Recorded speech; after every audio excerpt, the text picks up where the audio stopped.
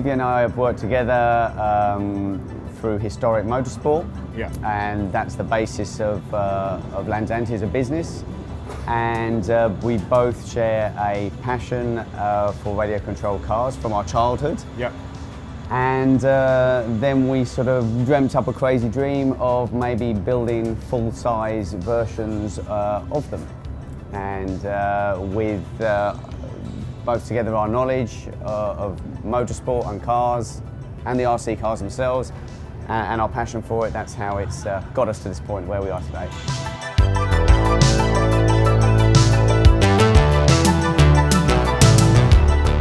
For me, it's an unbelievable pleasure to be accepted here for the Hill Climb 2017 in Goodwood. It's an extraordinary situation because in general nobody will see these kind of toy cars, and I hope the public will see the same fun in it as I do.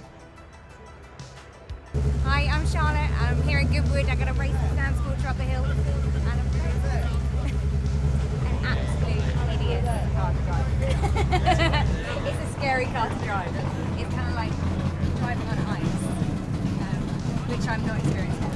But it looks good. My name's Daniela. It was my husband's idea. He's collecting remote control cars since he's a small kid. And he's been building those two cars at 1-to-1 scale. And we thought, why not bring something like this to Goodwood, having a good time. Yeah, it's been a lot of fun. It's been pretty crazy. They're not the fastest of vehicles to take up the hill. And we've been really lucky that we've been allowed to run all three cars together to sort of simulate almost how people would play with these as a model, so to sort of simulate it into a full-size sort of format. But it's been a lot of fun. To do it. We've had great weather here, which has helped us. Yeah, it's really quite surreal, to be honest with you. I think when I look back as my childhood, 10 years old I was when I had a Sand Scorcher as a model. And here I am just over 30 years later driving a full-size one. It's a little crazy. Yeah, I think I'm shocked by how many people, just because we recognise it and remember it, I'm amazed at the amount of people who have come by and it triggers a memory for them too. Kind of reassures us that maybe we're not the only crazy people. Yeah, many crazy people, yes. So that's been really nice, is that so many people remember it and memories for them as in childhood as well. That side has been completely different. And I think it's been nice for Goodwood because this sort of thing's never been here.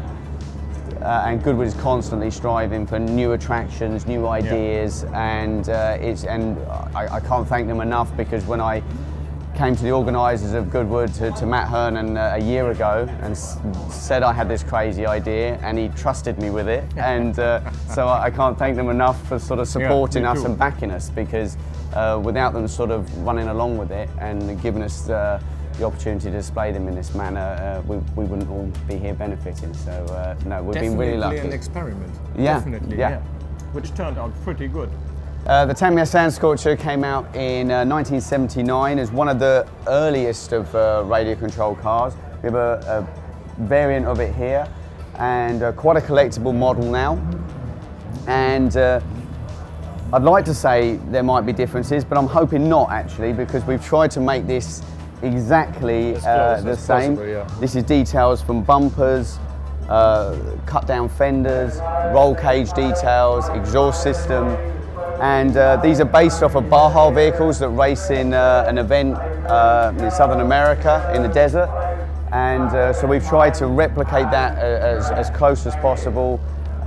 Even the colours are the same colour codes that Tamiya recommend for the model. So we've gone to every detail to try and make this as accurate as possible.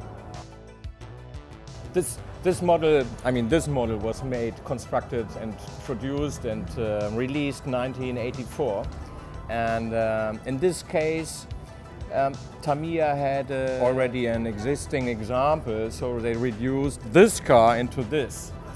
This is a fast attack vehicle. It's a military vehicle, as you can see, with some guns. And to drive the model is really funny. It's a very nice car, and to drive this car. It's almost the same, I would say.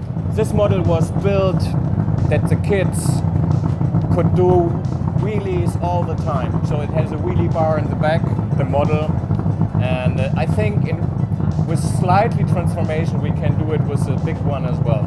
So let's see, next time, yes. That is the intention. Exactly, it's more of an amusement buggy than a racing buggy, so for stunts and stuff like that. And this was a lot of fun, a really popular model in the era. I think one of the most recognised of its time, based on an American Willys Jeep, and with sort of overinflated monster truck tyres and stuff. So it looks great as a model.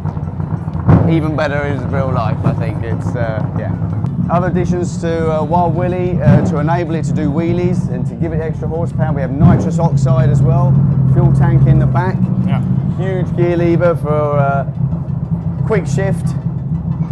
Not always that applicable, but it looks cool nonetheless. Yeah. Well, it's been quite an emotional ride for me and Olivier to be here and to have this together and to realise a dream. We met and we found.